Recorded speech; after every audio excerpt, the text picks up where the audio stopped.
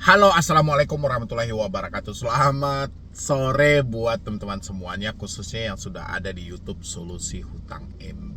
Dari tadi saya banyak banget di tag, bahkan dari 2 hari yang lalu. Mulai dari chat yang ada di TikTok dikirimin oleh para follower, sampai dari Instagram itu di tag banyak banget. Kasus dari mahasiswa Udinus Semarang yang mana mengakhiri hidup dan diduga juga karena terlilit pinjaman online. Ya, saya juga pengen membaca beritanya dan sekalian saya pengen mengajak teman-teman semuanya untuk mendengar ini lebih detail. Kalau memang iya benar ini gara-gara pinjaman online, berarti dia sudah orang yang kesekian kalinya yang mengakhiri hidup. Kemarin-kemarin di beberapa video saya sempat menyampaikan, kalau memang ya dari pintasan kasus viral kemarin dari pinjol legal, OJK tidak menentukan ketegasan dalam sanksi yang ada, akan banyak lagi korban-korban yang mengakhiri hidup berikutnya. Ya, alhasil belum juga sampai 2 bulan lah ya, paling sebulan kemarin juga lah ya, kasus yang mana diviralkan oleh pinjol PS Rakyat yang mana diduga akibat teroran dari ada kami yang mana terjadi di bulan Mei. Kan itu kasus yang viral. Sampai ada kami mengakui juga ada 36 pengaduan dan benar debt collectornya telah melanggar SOP. Dan sampai yang terbaru OJK menjatuhkan sanksi hanya sebatas surat peringatan juga. Ya, hanya sebatas surat peringatan saja. Ya, dan habis itu yang gak kalah pentingnya di sini adalah dari si asosiasi Fintech Pendanaan Bersama Indonesia yang seharusnya diisi oleh orang-orang yang benar-benar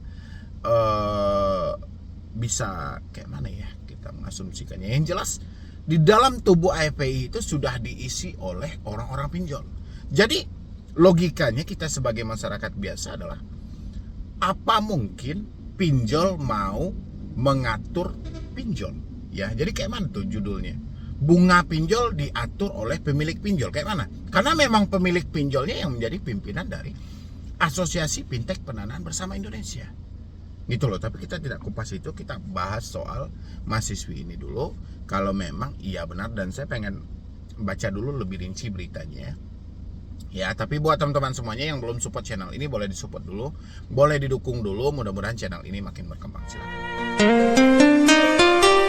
Oke, mahasiswi Udinus Semarang yang tewas mengakhiri hidup diduga terlilit pinjol. Ini masih diduga ya, tapi kita bacakan dulu. Ini catatan redaksi. Oke. Ya, ini juga buat teman-teman semuanya.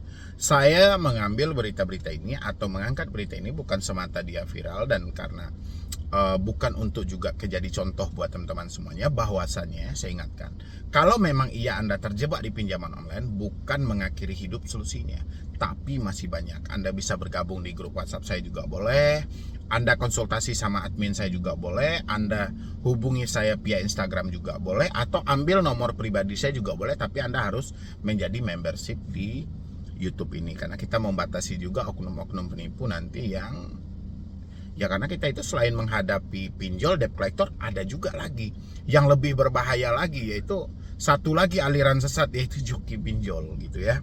Oke.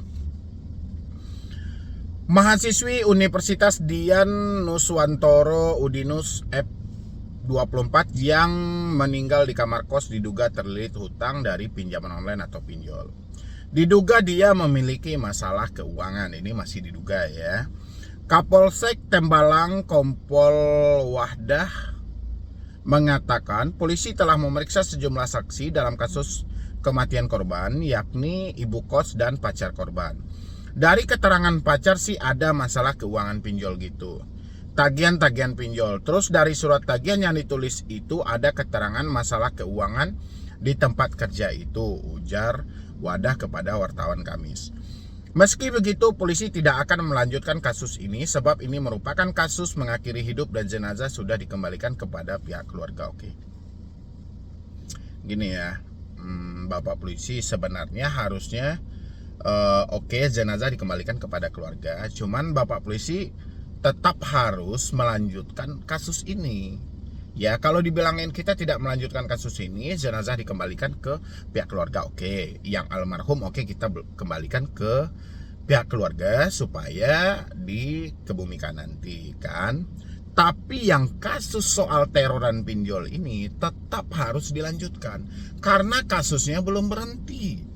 Ya, dan akan masih banyak lagi korban berikutnya karena tidak ada kejelasan dari otoritas jasa keuangan, apalagi saat ini pemilik pinjol menjadi pimpinan tempat aturan pinjol itu.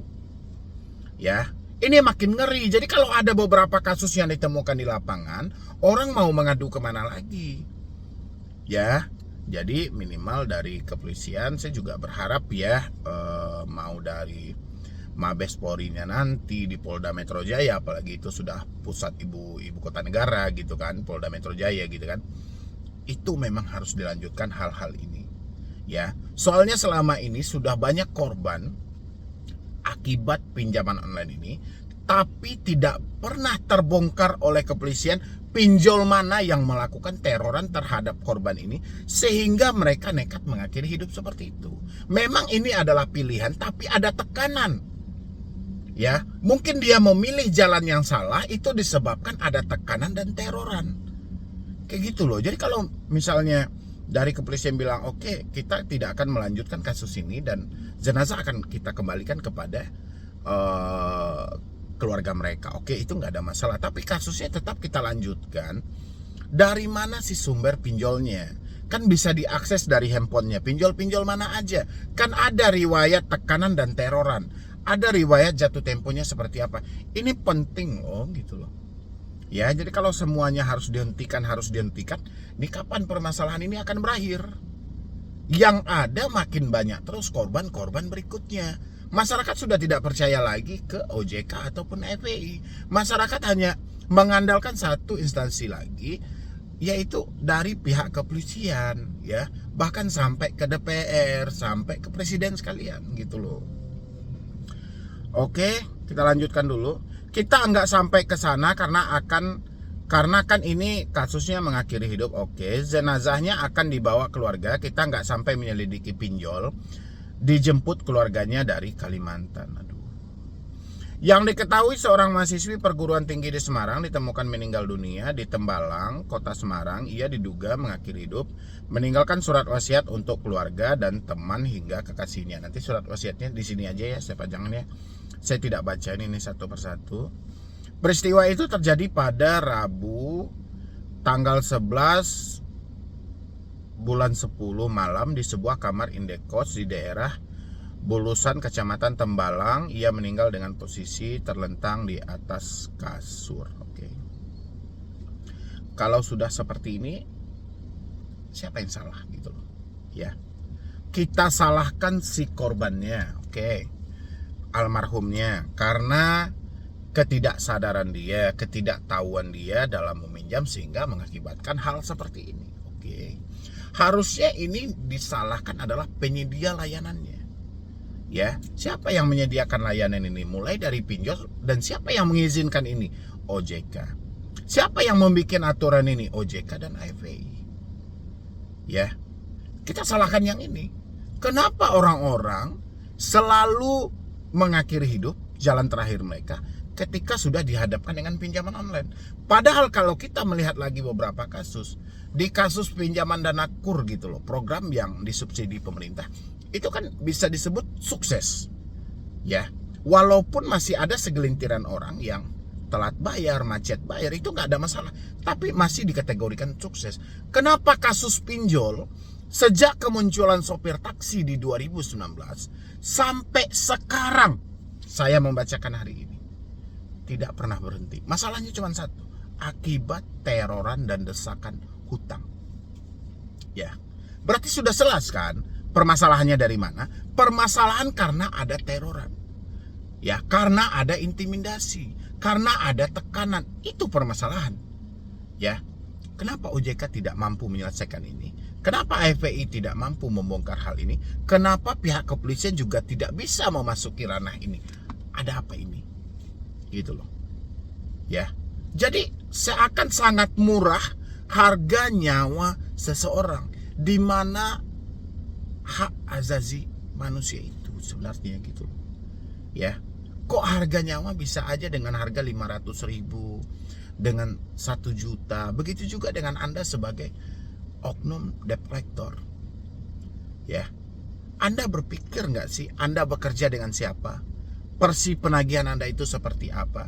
Ini terlalu bejat loh. Saya yakin Anda juga merasa bersalah. Bahkan di sehari Anda, kehidupan sehari-hari Anda sebagai profesi Anda debt collector, Anda juga tidak pernah mengakui ke orang banyak atau ke orang sekitar bahwa Anda seorang penagih hutang. Paling Anda berdalih marketing dan bekerja di bank.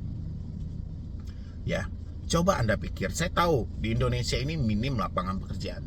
Ya, tapi Anda bekerja sebagai profesi debt collector itu nggak ada masalah. Tapi Anda mengikuti kemauan leader dan SPP Anda yang mengajarkan Anda untuk menekan seseorang, menteror seseorang, ini yang bermasalah.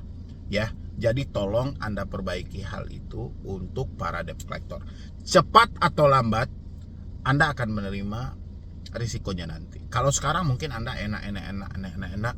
Suatu saat Tuhan akan membukakan jalannya, akan menemukan dimanapun Anda.